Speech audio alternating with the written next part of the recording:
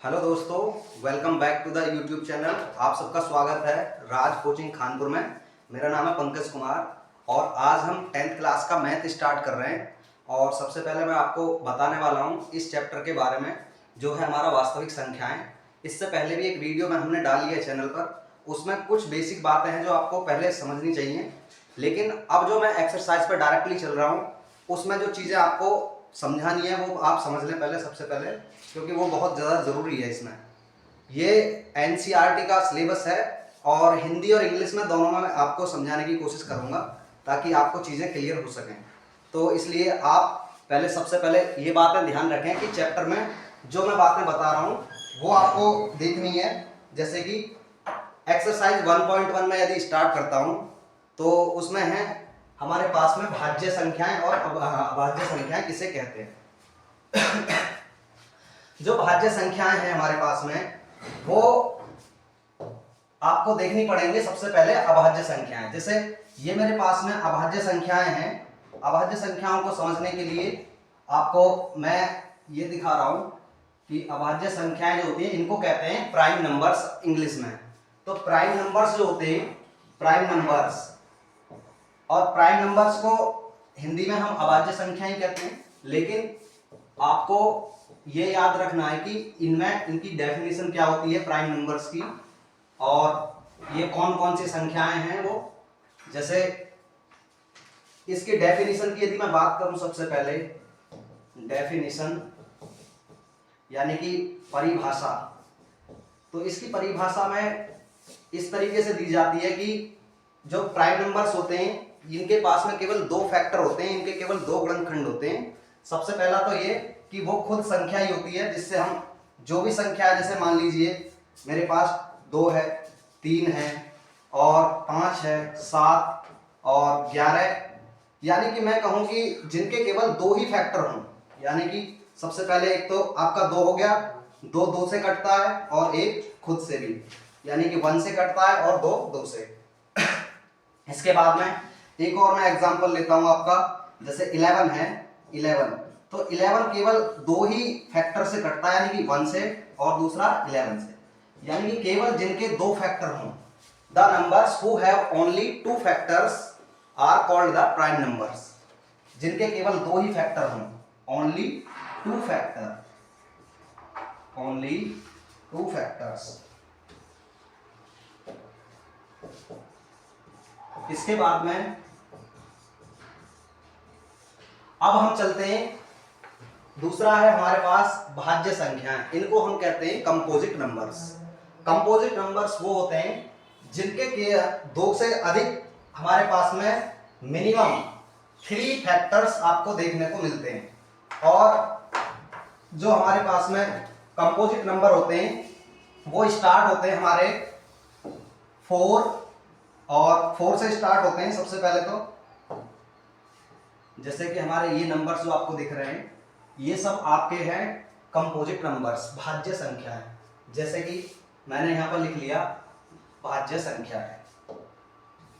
तो भाज्य संख्याएं जो होती हैं वो आपकी 4 से स्टार्ट होती हैं, क्योंकि भाज्य संख्याओं के लिए कम से कम 3 फैक्टर एटलीस्ट होने चाहिए। इनको कहते हैं हम कंपोजिट नंबर्स, कंपोजिट नंबर्स। तो कंपोजिट नंबर्स जो होते हैं इनके 3 फैक्टर होते हैं मिनिमम, एटलीस्ट 3 से ज्यादा भी हो सकते हैं। जैसे हम सबसे पहले 4 से ही बात करें, एक नंबर है मेरे पास 4, तब आप ये कहेंगे कि 4 में यदि मैं डिवाइड करता हूं 1 का तो इजीली चला जाता है, और दूसरा 2 से भी इसको काटा जा सकता है, यानी कि 2 का भी इसमें डिवाइड जाता है, और 4 में 4 यानी कि खुद का भी डिवाइड जाता है। तो अब हम देखें तो 1 2 और 3, यानी कि 3 इनके हमारे पास में क्या हो गए फैक्टर, 1 2 और 3 इसके मिनिमम फैक्टर आए निकल करके। जब 3 मिनिमम फैक्टर आए निकल करके किसी भी संख्या के, किसी भी नंबर्स के, तो वो नंबर्स हमारे कहलाते हैं कंपोजिट नंबर्स, कंपोजिट नंबर्स। इसके बाद में दोस्तों ये हमारे यहां तक की बातें क्लियर हुई। और दूसरा, अभी मैंने आपको पहले ही बता चुका हूं कि हमारे पास में जो अभाज्य संख्याएं होती हैं वो 2 से स्टार्ट होती हैं, और ये कभी भी दो जो अभाज्य संख्याएं होती हैं ये किसी के भी टेबल्स में नहीं आता आपको देखने को मिलती। जैसे 2 हो गया, 3, 5, 7, 11, 13, 17, 19 और 23 और 29। कभी कभी बोर्ड एग्जाम में क्वेश्चन आ जाता है एक बार इसको लेकर के कि 1 से लेकर के 100 तक के बीच में कितनी अभाज्य संख्याएं होती हैं। बोर्ड क्लास में ये क्वेश्चन कई बार पूछा गया है कि 1 से लेकर के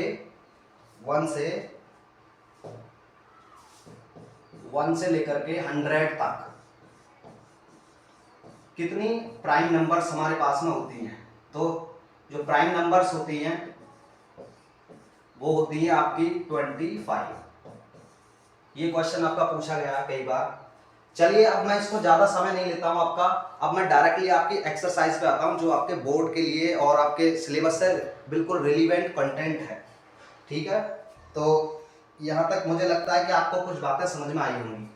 अब हमारे पास में क्वेश्चन आते हैं डायरेक्टली, जैसे कि आपको दिख रहा होगा स्क्रीन पर कि पहला क्वेश्चन है निम्नलिखित संख्याओं को अभाज्य गुणनखंडों के रूप में व्यक्त कीजिए। तो हमको इनको अभाज्य गुणनखंडों के रूप में व्यक्त करना है।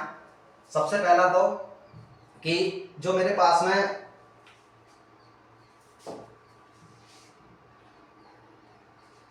क्वेश्चंस मैंने आपको स्क्रीन पर लिखे हैं जो आपको दिख रहे हैं, इसमें पहला क्वेश्चन है हमारे पास में कि 140।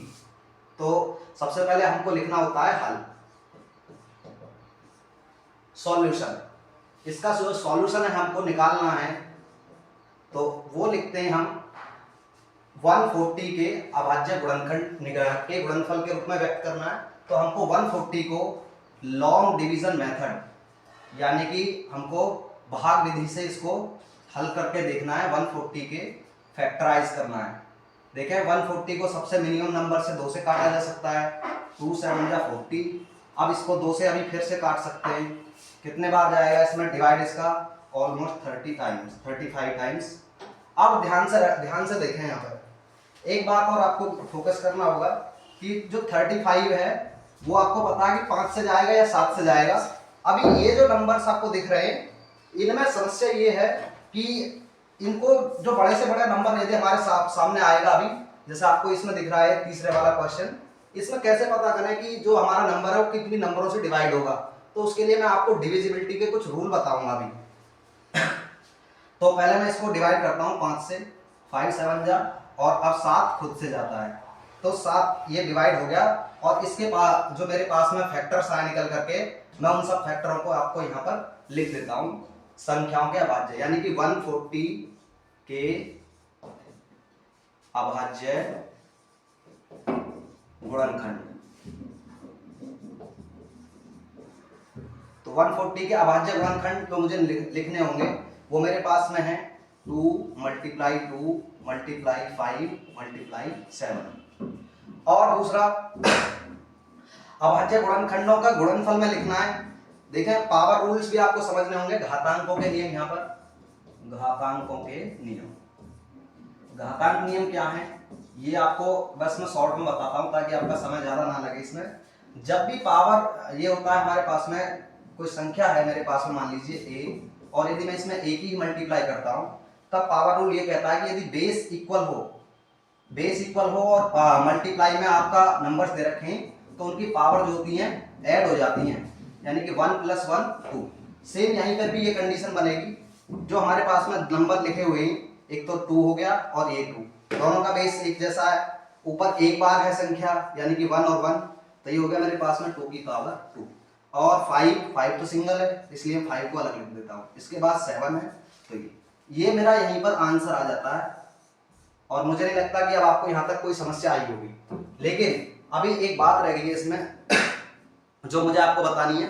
मैंने कहा था आपसे कि आपको इसमें जो सबसे पहले समझने हैं वो है आपके इनके डिविजिबिलिटी रूल। डिविजिबिलिटी रूल जो है आपको वो देखने होंगे एक बार, तो मैं मोटा मोटा आपको बता देता हूं। देखें 2 से कौन कौन सी संख्याएं कटती हैं। 2 से वो नंबर्स कटते हैं जिनके बाद में इवन संख्याएं आती हैं या फिर जीरो आता है, इवन नंबर्स, यानी कि सम संख्याएं जिनके लास्ट में आए। जैसे कि मेरे पास नंबर हो गया कोई 160। तो 160 में मुझे पता बाद में 0 आ रहा है, इसका मतलब ये 2 से डिविजिबल है, यानी कि 2 से विभाजित हो जाएगा। इसके बाद जैसे मेरे पास 72 आ रहा है, बाद में इस नंबर में क्या है, सम संख्या, मान लीजिए कोई 76 है, तो ये भी आपका 2 से डिविजिबल हो जाएगा। इसके बाद चलते हैं हम 3 की डिविजिबिलिटी पर, कि हमको ये कैसे पता लगे कि 3 से कौन कौन सी संख्याएं कट सकती हैं। तो 3 से वो संख्या नंबर्स कटते हैं जिनके जो डिजिटल सम है, डिजिटल सम, डिजिटल सम, डिजिटल सम। डिजिटल सम का मतलब होता है अंकीय योग, यानी कि संख्याओं का ही योग। तो संख्याओं का योग कैसे, मतलब आपको मैं बताता हूं एक एग्जांपल के थ्रू।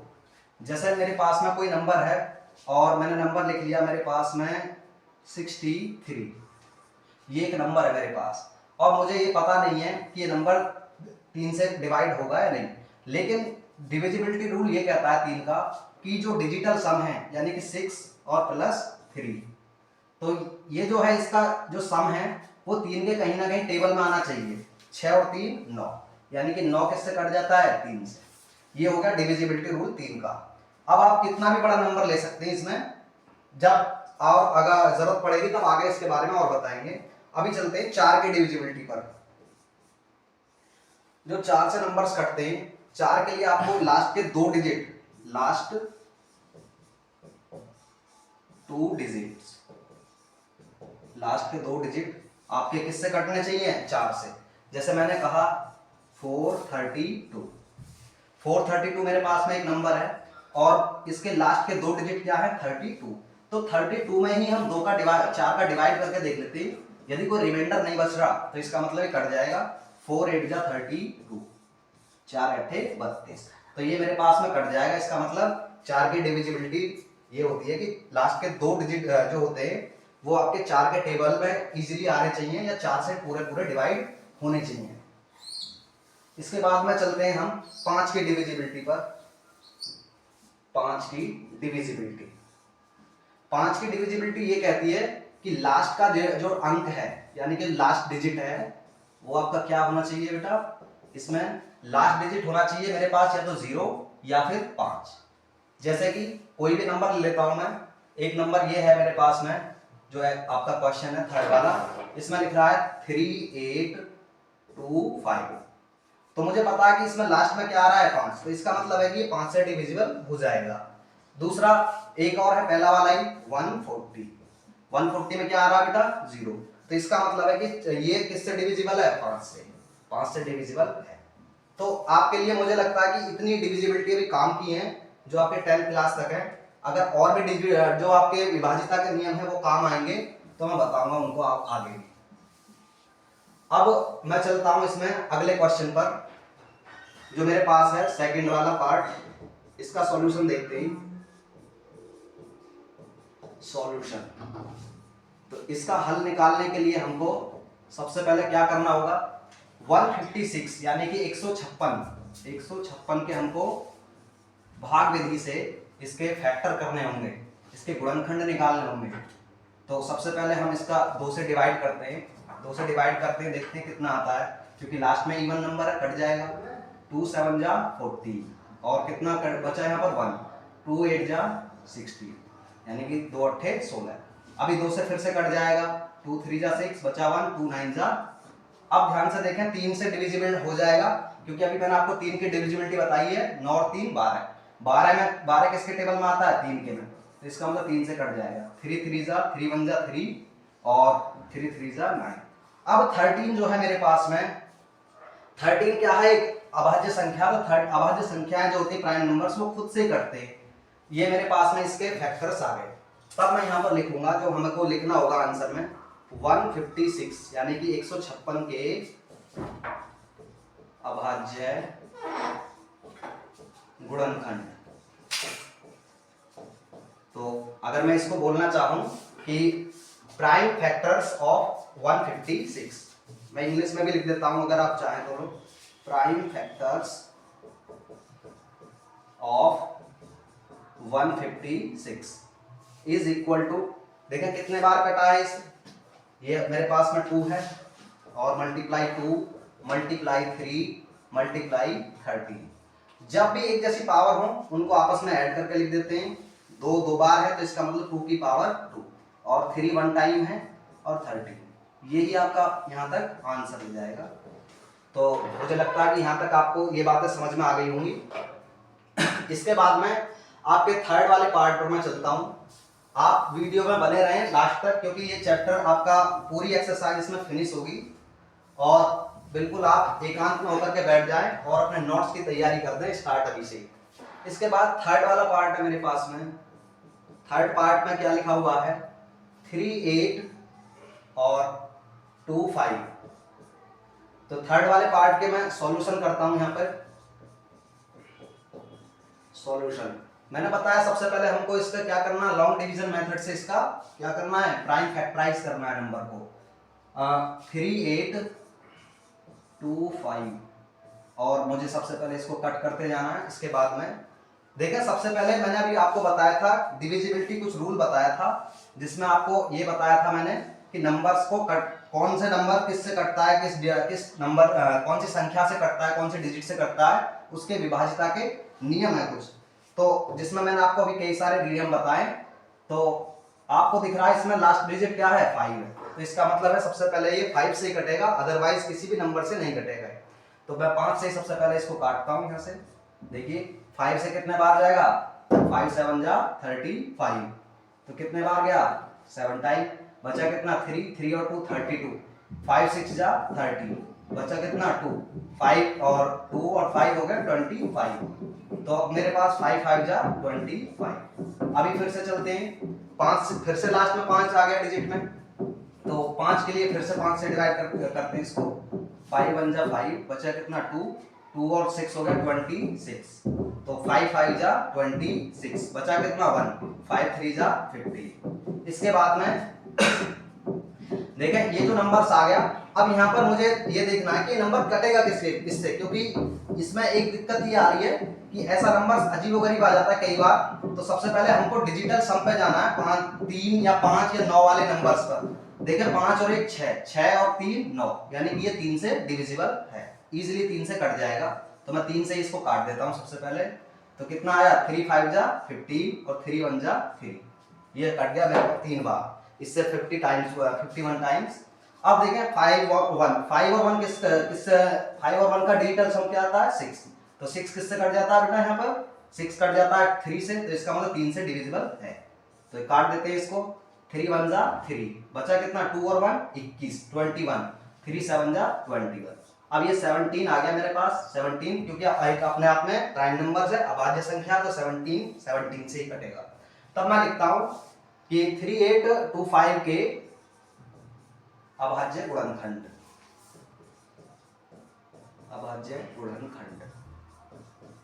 यानी कि प्राइम फैक्टर्स ऑफ 3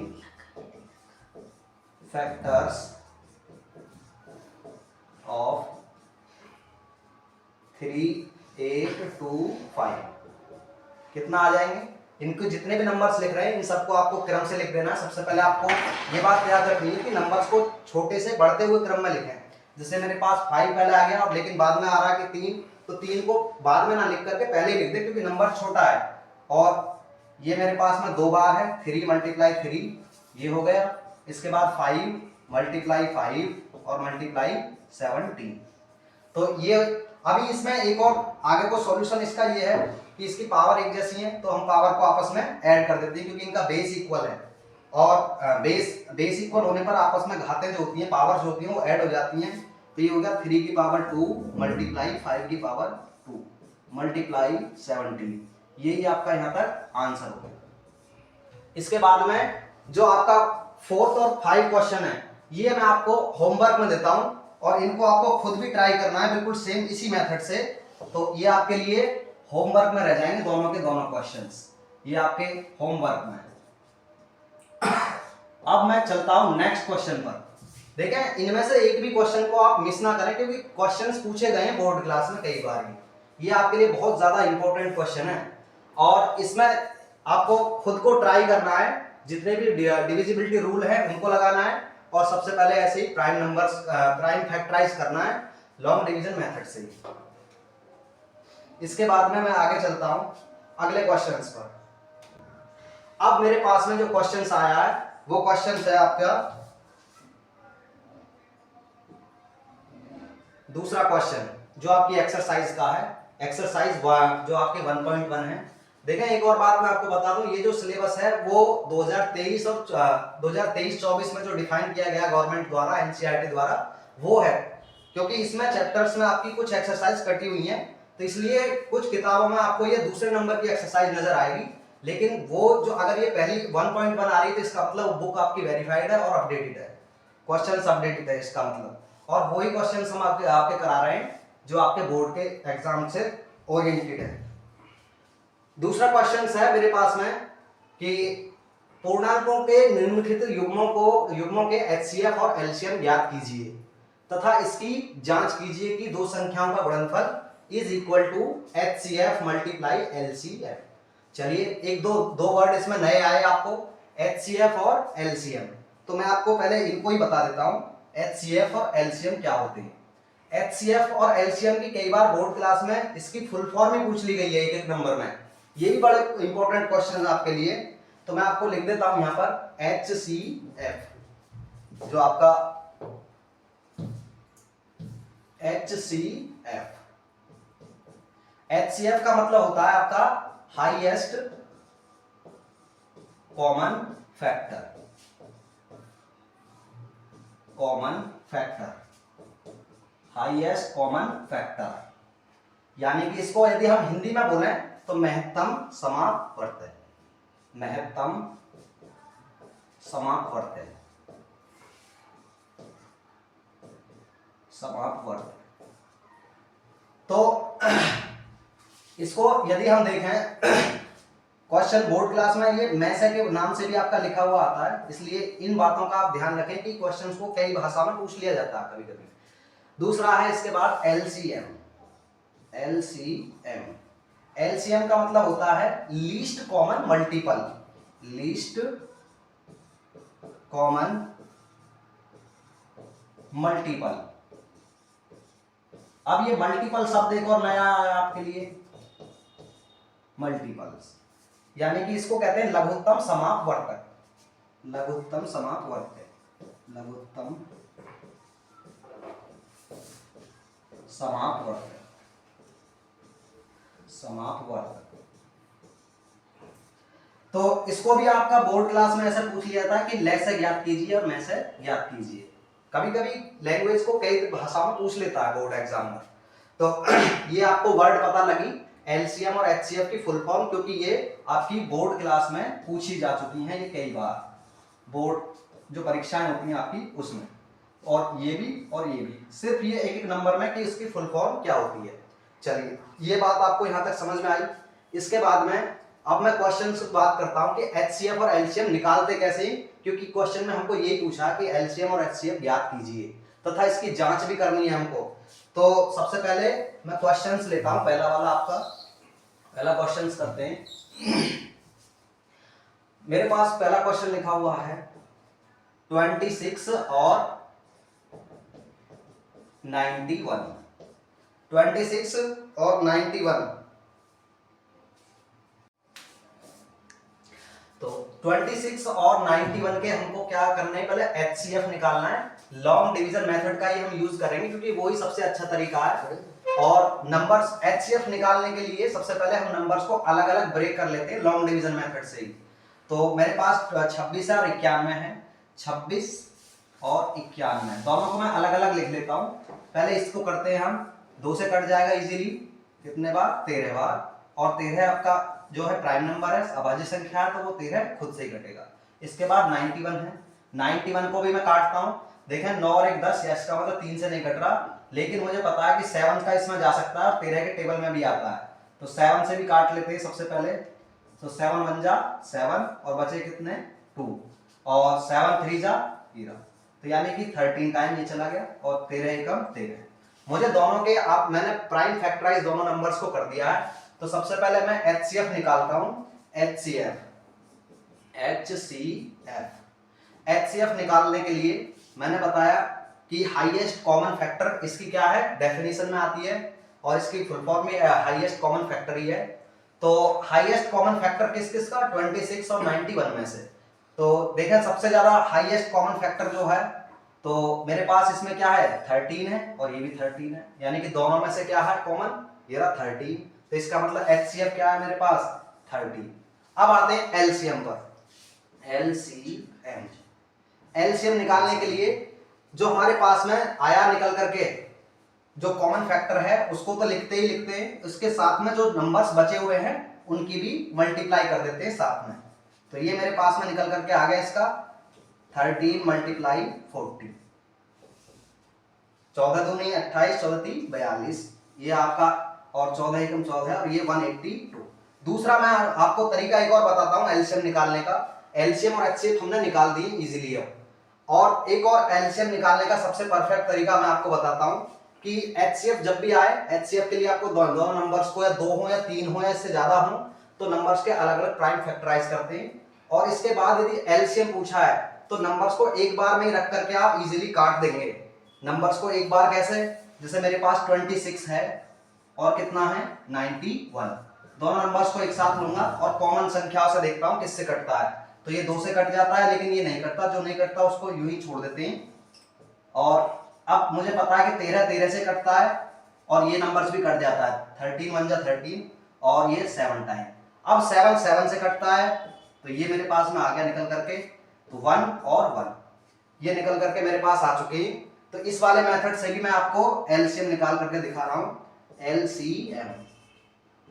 तो देखें जितने भी आपके नंबर्स इधर आए हैं उन सबकी आपस में मल्टीप्लाई करके लिखते हैं आप, 2 मल्टीप्लाई 7 मल्टीप्लाई 30। तो मेरे पास फिर से वही बात आती है, 7 2 जा 14 और 13 की मल्टीप्लाई, यानी कि मेरे पास आ गया 13 चौका 52, 13 एकम 13, 13 और 5 18, यानी कि 182। यही मेरा आंसर है। आई होप कि आपको ये बातें आप यहाँ तक समझ में आई होंगी। और देखें क्योंकि हमने डिसाइड किया कि आपको कंटेंट फ्री में प्रोवाइड करें, तो आपकी भी इसमें जिम्मेदारी बनती है कि जितना आपको वीडियो देख रहे हैं अब तक जो आपको बातें समझ में आई हैं, तो सबसे पहले तो वीडियो के नीचे कमेंट बॉक्स में जाएं और वीडियो में जो आपको कमियां नजर आ रही हैं या आपको कैसी क्लास लग रही है तो कमेंट करें इसके बारे में। और हमारा प्रोत्साहन भी आपके ऊपर ही निर्भर करता है। अगर आप अच्छे से चीज़ों को कर पाते हैं तो हम क्लासों को कंटिन्यू आपको ऐसे ही प्रोवाइड करते रहेंगे। अब चलते हैं हम नेक्स्ट क्वेश्चन पर। नेक्स्ट क्वेश्चन है मेरे पास में सेकंड वाला पार्ट इसका। तो सेकंड वाले पार्ट का मैं सॉल्यूशन करना स्टार्ट करता हूं। जैसे 5 1 10 यानी कि 510 और 92, इसके हमको एलसीएम और एचसीएफ निकालने हैं। एलसीएम और एचसीएफ निकालने के लिए मैंने बताया कि नंबर्स को अलग अलग ब्रेक कर लें और प्राइम फैक्टराइज मेथड का ही आप यूज करेंगे। तो नंबर सेकंड क्वेश्चन पर चलते हैं।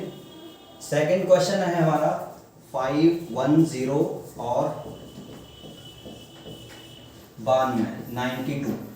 हमको सबसे पहले इसका एचसीएफ और एलसीएम फाइंड आउट करना है। तो एलसीएम और एचसीएफ फाइंड आउट करने के लिए हम क्या करते हैं, इसके लिए हम पहले यूज करते हैं प्राइम फैक्टराइजेशन मेथड का।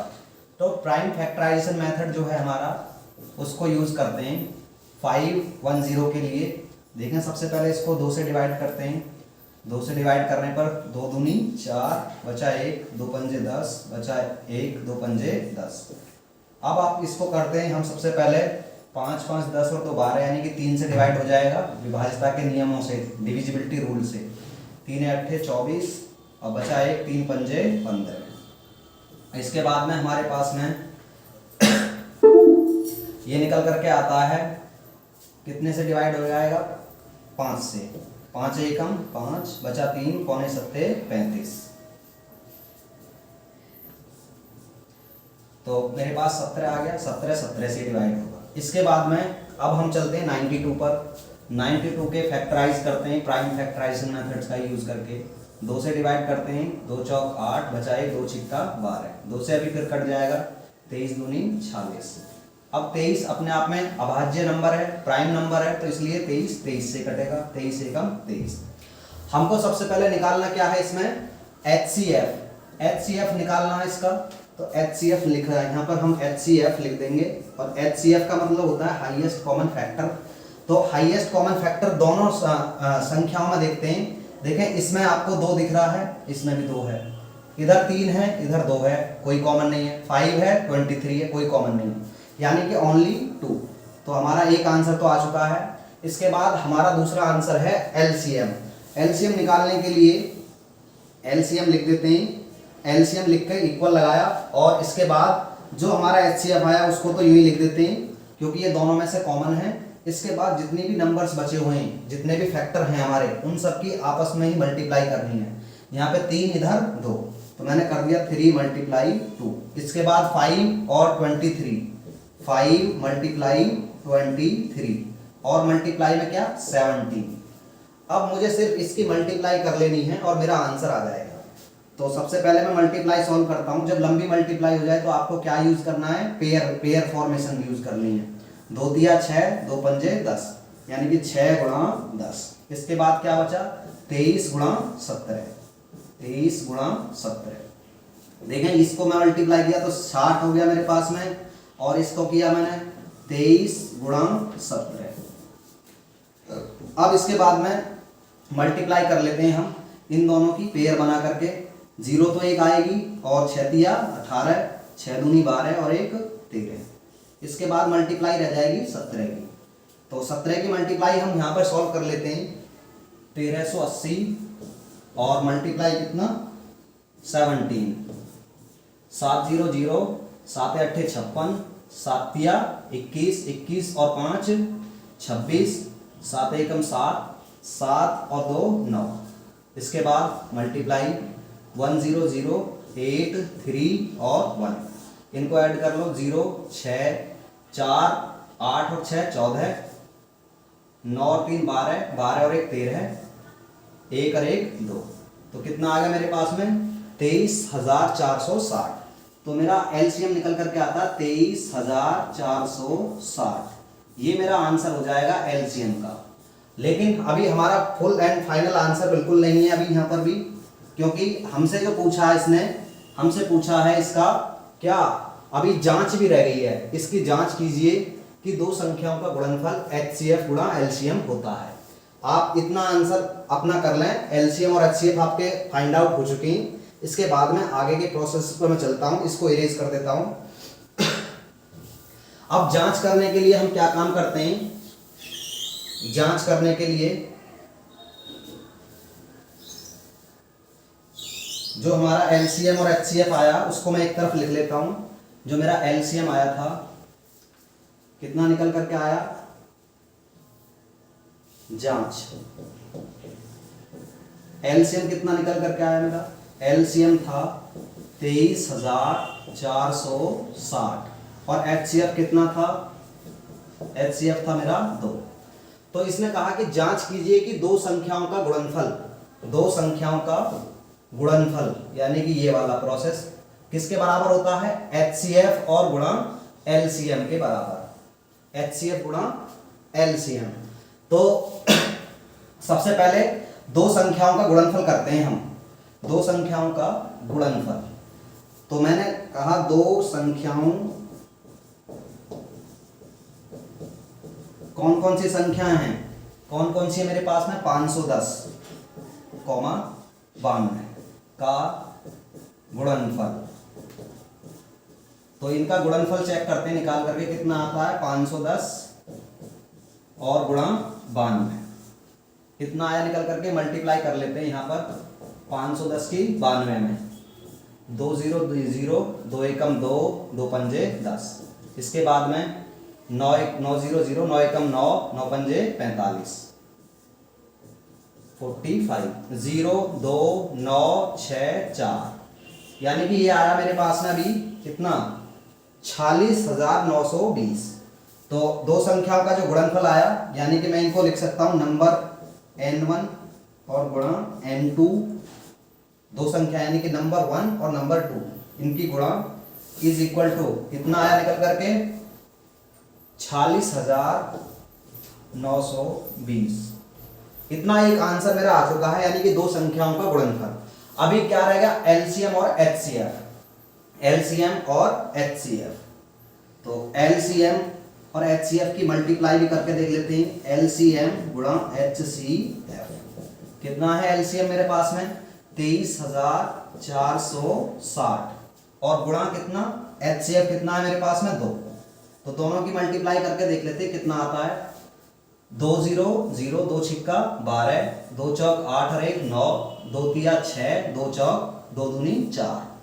तो मैं देखता हूं कि मेरे जो नंबर 1 है और नंबर 2 है दोनों की मल्टीप्लाई बिल्कुल सेम आ रही है, यानी कि दो संख्याओं का गुणनफल एलसीएम और एचसीएफ के गुणनफल के बराबर है।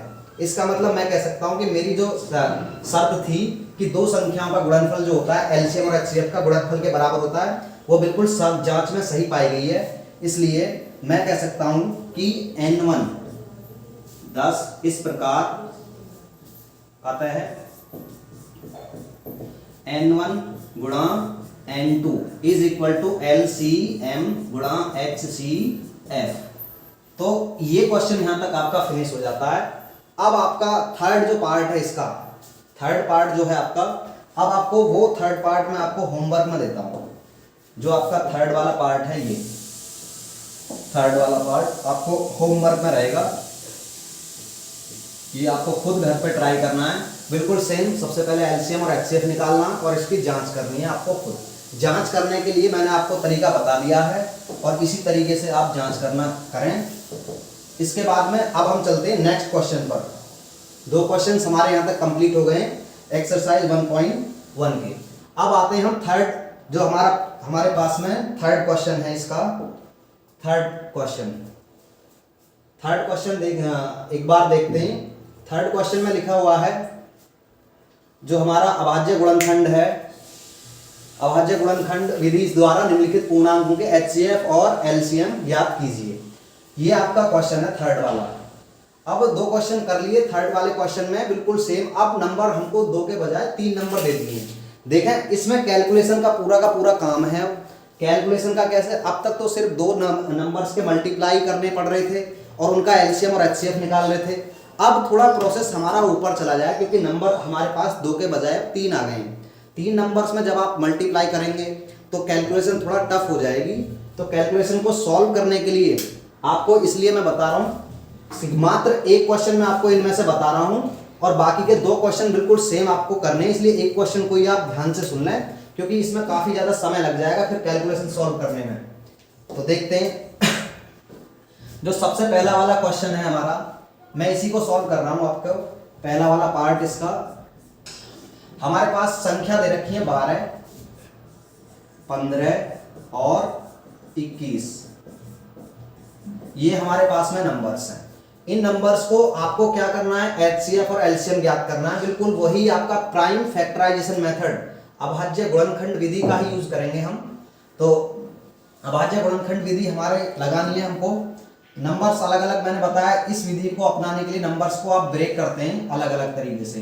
हमारे पास 12 है, 12 को अलग डिवाइड कीजिए। तो 2 छिक्का 12, 2 तिया 6 और 3 एकम 3। इसके बाद कौन सा है हमारे पास, 15 को मैं डिवाइड कर लेता हूँ, 3 से कट जाता है, 5 और 1 6, यानी कि डिजिटल समय यदि मैं देखूँ 3 से डिवाइड हो जाता है। 3 पंजे 15, अब 5 से कट जाएगा, 5 एकम 5। इसके बाद क्या है, 21 को भी मैं सॉल्व कर लेता हूँ। 3 सत्ते 21, 7 बार कट गया, 7 एकम 7। यानी कि मेरे पास में अब ये सॉल्यूशन आ चुके हैं कुछ मात्रा में, जो मैंने प्राइम फैक्टराइज किया है, यानी कि अभाज्य गुणनखंड विधि द्वारा कर लिया है मैंने इसको। इसके बाद में हम क्या काम करते हैं, सबसे पहले निकालते हैं इसका HCF। HCF निकालने के लिए मैंने आपको अभी बताया था, HCF का मतलब होता है highest common factor. Highest common factor देखें, इसमें 2 है, इसमें 2 नहीं है, इसमें 3 है, इसमें भी 2 है, आगे 2 है ही नहीं, इसमें 3 है, इसमें 3 है और इसमें भी 3 है। तब मैं कह सकता हूं कि मेरे पास में जो कॉमन फैक्टर्स आए निकल करके, कॉमन फैक्टर क्या है, तो सभी के सभी नंबर्स में 3। तो मेरे पास में इसका कॉमन फैक्टर क्या है, 3। इसके बाद यदि मैं देखता हूं तो इसमें 5 है और अगले वाले में 5 नहीं है, इधर 7 है, 7 इसमें नहीं, यानी कि एक आंसर तो मेरा निकल करके आ चुका है। इसके बाद क्या रह गया मेरा LCM।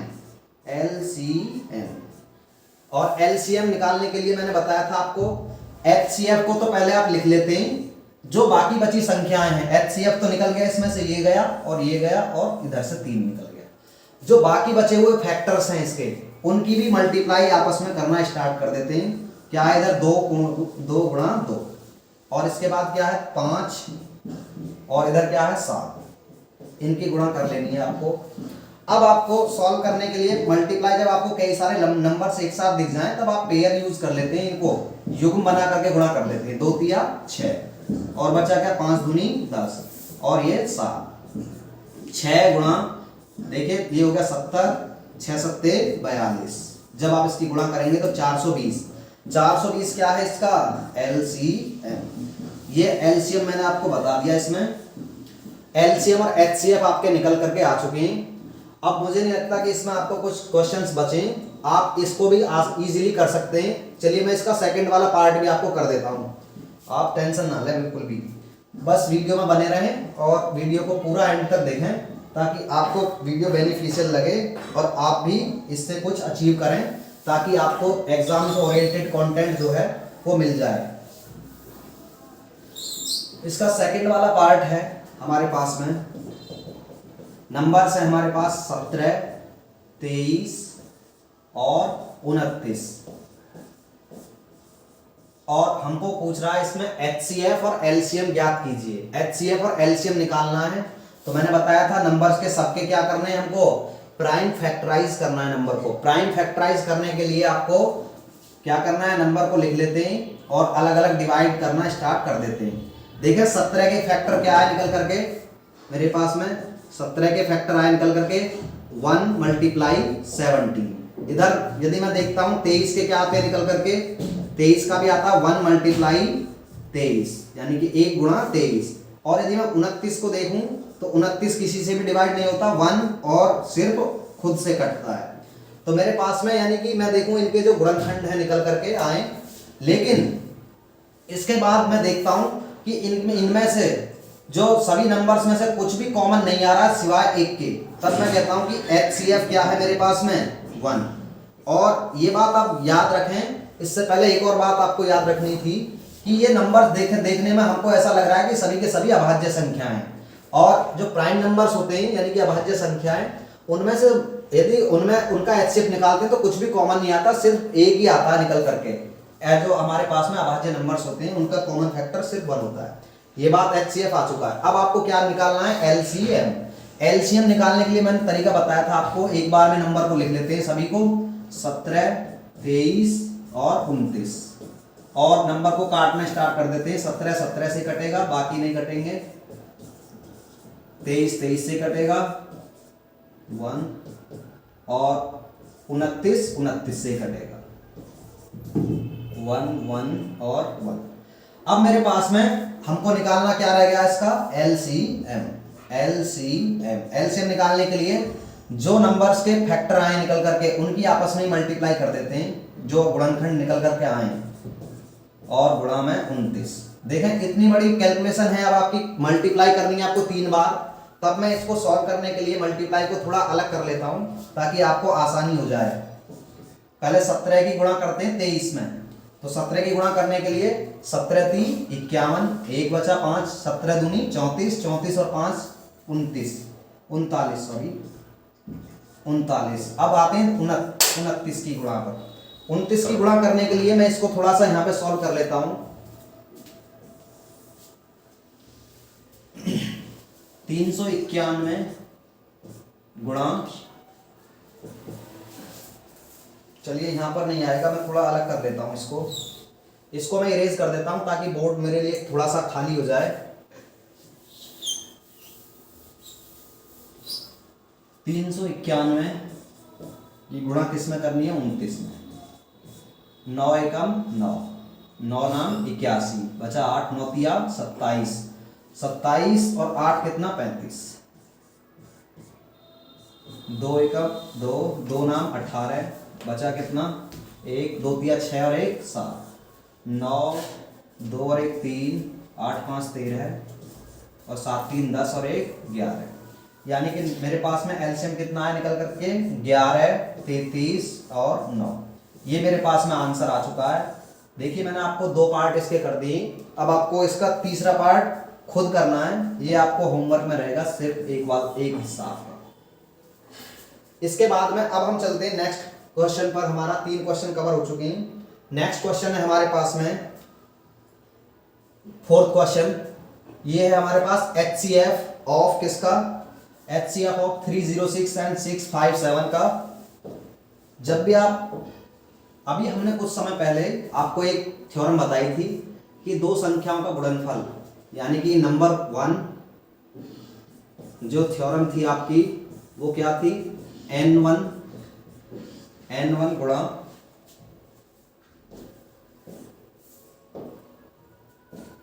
गुणा n2 इज इक्वल टू क्या होता है, LCM गुणा HCF। यानी कि मैं कहूं 2 संख्याओं का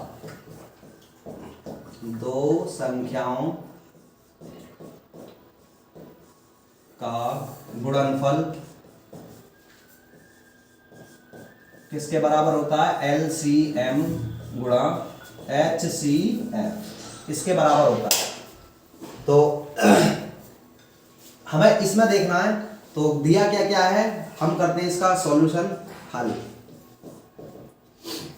HCF दे रखा है।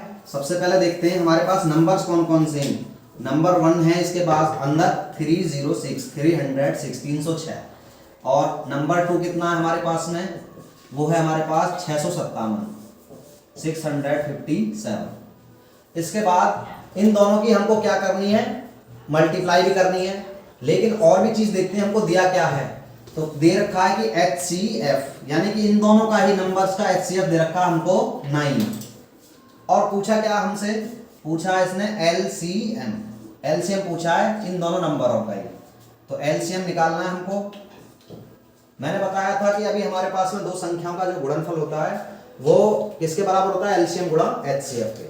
तो सबसे पहले हम यही काम करते हैं, 2 संख्याओं का गुणनफल करते हैं। 2 संख्याओं का गुणनफल यानी कि इसलिए n1 गुणा n2 कितना आता है, n1 गुणा n2 मेरे पास में 306 की गुणा किसमें करना हो मुझे, 657। तो मैं ये वाली मल्टीप्लाई इधर करता हूँ सॉल्व, ताकि आसानी हो जाए मेरे लिए। 657 और गुणा 306, 6 सत्ते 42, 6 पंजे 30, 30 4 34, 6 6 36, 36 और 3 कितना 39। जीरो की सभी जीरो आ जाएंगे 3 बार, फिर 3 सत्ते 21, 3 पंजे 15, 15 और 2 17, 3 6 18, 18 और 1 19। कितना है मेरे पास में, इन सबको ऐड कर लेंगे। 2 4 और 9 और 1 10, 7 3 10 और 1 11, 9 और 1 10, 1 और 1 2। कितना है मेरे पास 20, 20 10 42। इन 2 नंबर यानी कि 2 संख्याओं का जो गुणनफल आया मेरे पास में निकल करके वो आया है 20 10 और कितना 42। इसके बाद में अब हमको क्या निकालना है, इनका LCM गुणा HCF। तो मैं सबसे पहले इसी समीकरण का यूज करूंगा और इसको सॉल्व करने के लिए क्या काम करता हूं मैं, सबसे पहले इसको आगे करके मैं लिख लेता हूं। यहां तक इतना उतार लें आप, इसके आगे को चलता हूं मैं।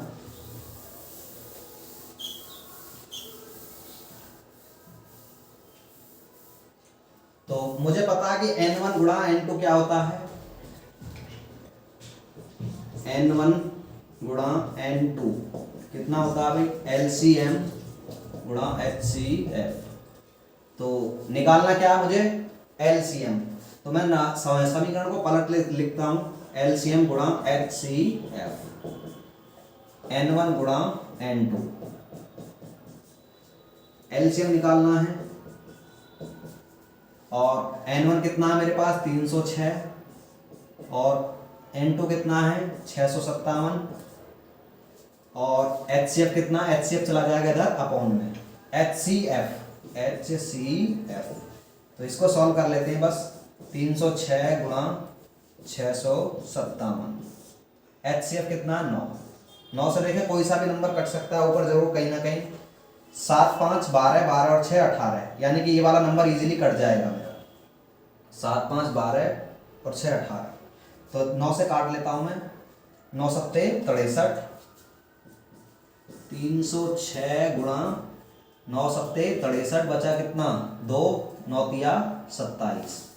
अब इसकी मल्टीप्लाई कर लूंगा, मेरा एलसीएम निकल करके आ जाएगा। यहाँ पे मल्टीप्लाई कर देता हूँ मैं। 306 की किस में मल्टीप्लाई करनी है मुझे, 73 में। 6 तिया 18, 3 0 0 और 3 एकम 3, यानी कि 1 आ जाएगा। 3 तिया 9, 7 6 42, 4 7 तिया 21, कितना आया 8 3 9 4 13 और 1 और 1 2 और 2, 22,338, 22,338।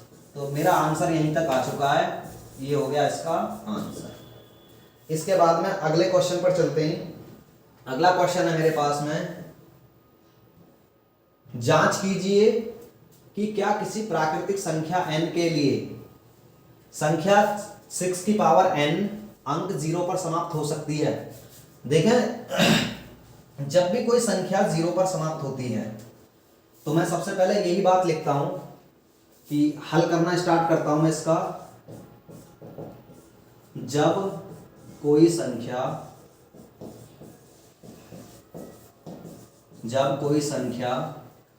0 पर समाप्त होती है,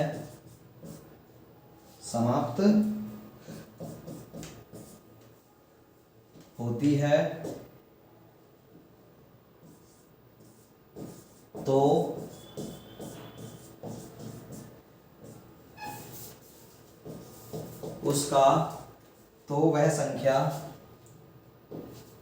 वह संख्या 10 से विभाजित होती है।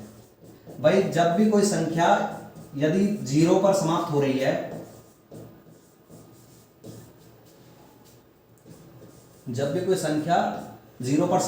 फॉर एग्जांपल जैसे मैंने कहा मेरे पास 100 है, तो 100 में ऑटोमेटिकली पहले से 0 है, तो इसका मतलब 10 से डिवाइड हो जाएगा। या और भी कोई मैं नंबर लूं, यदि मैं लूं, जैसे मेरे पास 360, तो लास्ट में 0 आ रही है, इसका मतलब है कि ये संख्या 10 से डिवाइड हो जाएगी।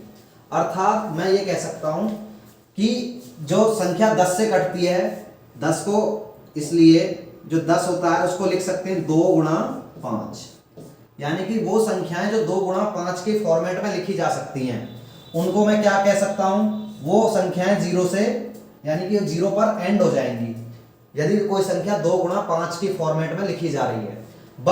लेकिन 6 की पावर n, लेकिन 6 की पावर n बराबर क्या है, n के लिए n क्या है, यहां पर इसने कहा कि n प्राकृतिक संख्या n, तो प्राकृतिक संख्या n के लिए n बराबर प्राकृतिक संख्या 1 2 3 कुछ भी वैल्यू पुट कर सकते हैं, मैं 1 कर देता हूं, तो 6 की पावर n यानी कि बराबर 6 की पावर 1, तो 6 की पावर 1 का मतलब 6, तो 6 को मैं फैक्टराइज करता हूं तो 2 गुणा 3 आता है निकल करके।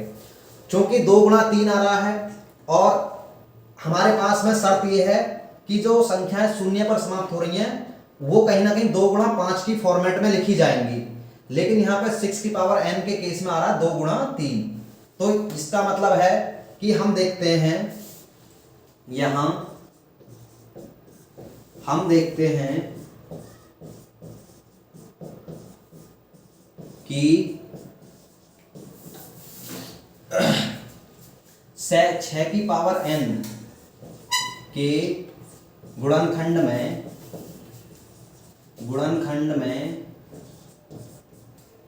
2 गुणा 5 का रूप नहीं है,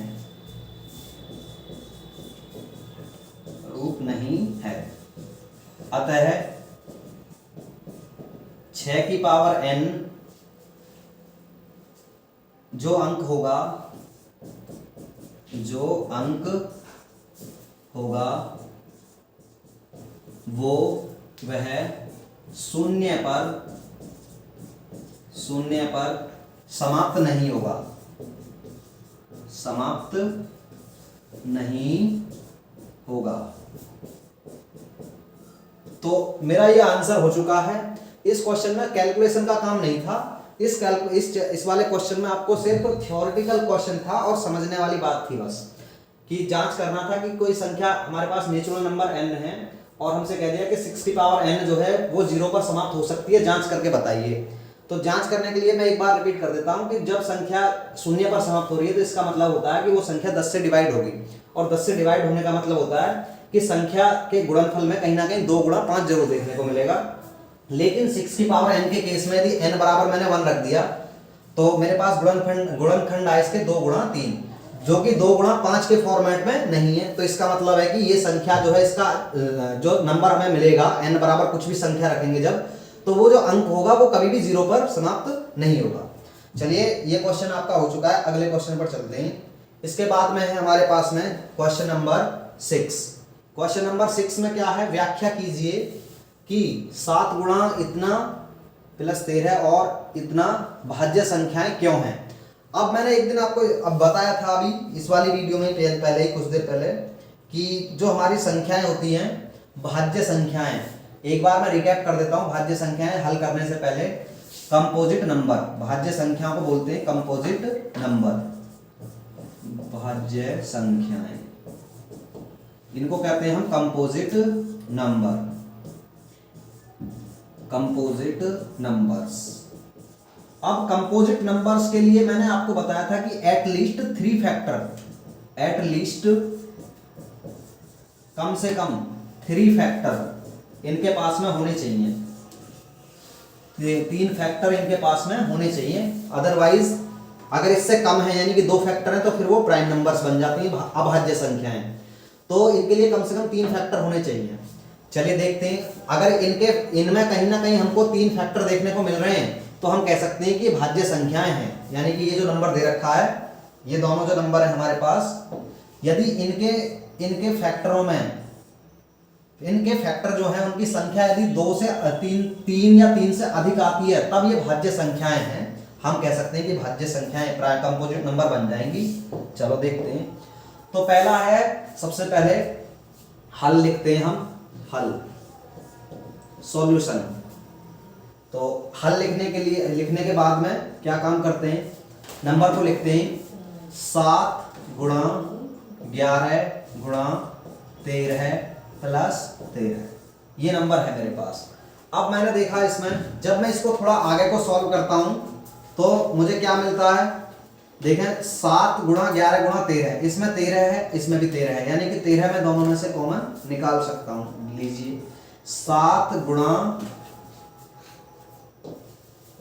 क्या बचा अब यहाँ पे 11, और इधर क्या बचा प्लस 1, इधर क्या बचा मेरे पास 13 और गुणा ब्रैकेट में क्या आ जाएगा 11 सत्ते 77 और प्लस 1, कितना आया निकल करके 13 गुणा 78, 13 गुणा 78। देखा मेरे पास में जब 13 गुणा 78 आ गया निकल करके, तो इसका मतलब है कि एक संख्या इसके पास में ऑटोमेटिकली पहले से ही मल्टीप्लाई में लगा हुआ है 1।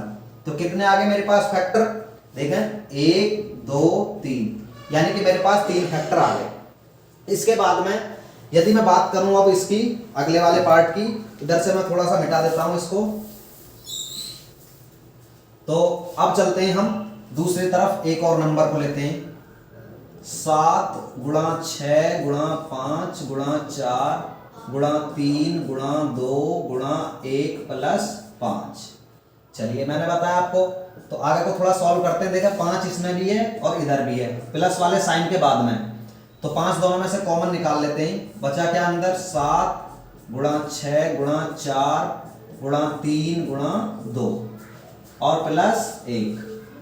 तो 5 तो पहले कॉमन आ गया, मल्टीप्लाई लगा दीजिए, 7 6 42, तो इसको लिख लेते हैं 42 गुणा 4 3 12 और प्लस गुणा 2 प्लस 1। अब कितना आ जाता मेरे पास में 5 गुणा, इनकी मल्टीप्लाई कर लेते हैं आप 12 दूनी 24, 42 गुणा 24 प्लस 1। अभी फिर से करते हैं आगे को 5 गुणा, अब इसकी मल्टीप्लाई कर लेते हैं 24 दूनी 48, बचे 4 4 24 चौका 96, 96 और 4 कितना 100, यानी कि पूरा 100 प्लस 1 कितना आगे निकल करके 5 गुणा कितना 1 0 और 1 और ऐड हो गया तो 9। और इसके साथ में मैंने बताया जब भी दो नंबर आपको दिख जाए तो मल्टीप्लाई में 1 तो पहले से ही छिपा हुआ होता है हर एक नंबर में। तो मैं यहाँ पर भी देखता हूँ कि 1 2 और 3 कितने फैक्टर आगे निकल करके मेरे पास में 3। मैं कह सकता हूं कि मेरे पास यदि 3 फैक्टर आगे निकल करके, तो इसका मतलब है चूंकि हम लिखते हैं यहां पर चूंकि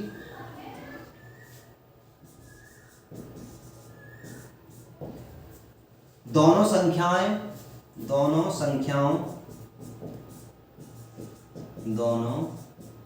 संख्याओं के पास कम से कम 3 फैक्टर हैं, यानी कि 3 गुणनखंड हैं, इसलिए दोनों संख्याएं क्या हैं भाज्य हैं, इसलिए दोनों संख्याएं भाज्य संख्याएं हैं, यानी कि कंपोजिट नंबर्स हैं, भाज्य संख्याएं हैं। तो यहां तक ये क्वेश्चन सॉल्व हो गया है। इसके बाद लास्ट क्वेश्चन और करता हूं मैं। इसका लास्ट क्वेश्चन है मेरे पास में, किसी खेल के मैदान के चारों ओर एक वृत्ताकार पथ है, मतलब खेल का मैदान है कोई और एक सर्कुलर पाथ है। सर्कुलर पाथ का मतलब होता है हमारे पास में कि कोई ऐसे टाइप की ग्राउंड है कोई, इस मैदान का एक चक्कर लगाने में सोनिया को एक चक्कर लगाने में 18 मिनट लगते हैं, यानी कि सोनिया का समय जो लग रहा है वो 18 मिनट है। तो मैं लिखता हूं हल में सबसे पहले, सोनिया द्वारा एक चक्कर लगाने में लगा समय कितना है मेरे पास में 18 मिनट। जबकि इसी मैदान का एक चक्कर लगाने में रवि को 12 मिनट लगते हैं, मतलब रवि भी है दूसरा, और दोनों यदि इसका एक चक्कर लगाते हैं तो एक को 18 मिनट लग रहे हैं और एक को 12 मिनट लगते हैं। मान लीजिए वे दोनों एक ही स्थान और एक ही समय पर चलना प्रारंभ करके एक ही दिशा में चलते हैं, कितने समय बाद वे पुनः प्रारंभिक स्थान पर मिलेंगे। मतलब दोनों ने यहीं से स्टार्टिंग कर दी, यहाँ इस पॉइंट से चलना स्टार्ट किया, एक ही समय पर बिल्कुल एक ही टाइम पर रेस लगाई, और ये कह रहे हैं कि कितने समय बाद वे पुनः प्रारंभिक स्थान पर मिलेंगे। मतलब ऐसा कौन सा टाइम आएगा जब वो फिर कर से दोबारा से उस टाइम पर वहीं पर मिल जाएंगे। देखें ये जो क्वेश्चन है, ऐसे टाइप का क्वेश्चन आपका कॉम्पिटिटिव एग्जाम में पूछा जाता है। ये एक उसमें से क्वेश्चन रख दिया है, उसमें आपको ऐसे क्वेश्चनों का बहुत सारा ढेर मिलेगा। कई सारे क्वेश्चन आपको इसी तरीके के मिलेंगे कि एक रेलवे स्टेशन पर कई सारी घंटियां लगी हुई हैं और वो कितने समय बाद एक साथ फिर से बजेंगी। तो ऐसे टाइप के क्वेश्चन कॉम्पिटिटिव एग्जाम में आते हैं। आपके सिलेबस में मात्र एक ही क्वेश्चन है, आपको सिर्फ यही याद रखना है कि जो ऐसे टाइप के क्वेश्चन है उनमें हमको एलसीएम निकालना होता है बस। तो देखते हैं सबसे पहले क्या है हमारे पास। सोनिया का समय लग गया, और दूसरा कौन है रवि द्वारा लगा समय, एक चक्कर में लगा समय कितना आता है वो निकल करके उसका 12 मिनट। तो 12 मिनट है। अब हमसे कह रहा है कि कितने समय बाद वो पुनः प्रारंभिक स्थान पर मिलेंगे। तो प्रारंभिक स्थान पर मिलने वाला जो समय होगा मैं लिख देता हूं, प्रारंभिक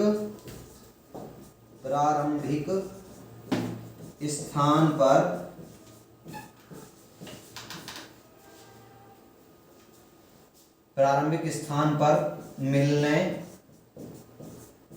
वाला जो समय है वह दोनों का एलसीएम होगा। तो एलसीएम निकालना है एक्चुअल में हमको। इसमें एलसीएम निकालने के लिए मैंने आपको बता रखा है, एलसीएम निकालने के लिए हमको क्या करना है। सबसे पहले मैंने बताया था नंबर्स को, दोनों के समय को एक साथ लिख लेते हैं और नंबर को प्राइम फैक्टराइज कर लेते हैं।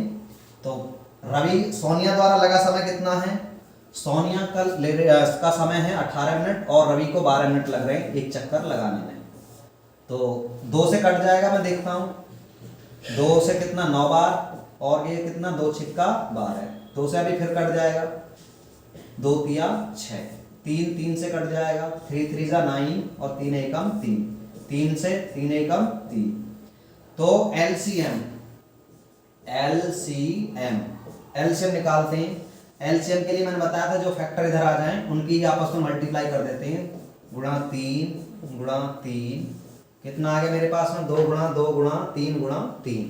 तो इनकी मल्टीप्लाई कर लेते हैं, 2 दूनी 4, 3 तिया 9, 4 गुणा 9 अर्थात 9 चौक 36, यानी कि 36 मिनट बाद वो दोनों पुनः उसी सर्किल पर एक साथ जहां से स्टार्ट किया 36 मिनट बाद, चाहे चक्कर कितने भी लग जाएं, दोबारा से उसी पॉइंट पर एक साथ मिल जाएंगे। ऐसे टाइप के क्वेश्चन आपके बोर्ड एग्जाम में आते हैं, इन क्वेश्चनों को विशेषकर ध्यान रखें आप। लेकिन आपके सिलेबस में मात्र एक ही क्वेश्चन है और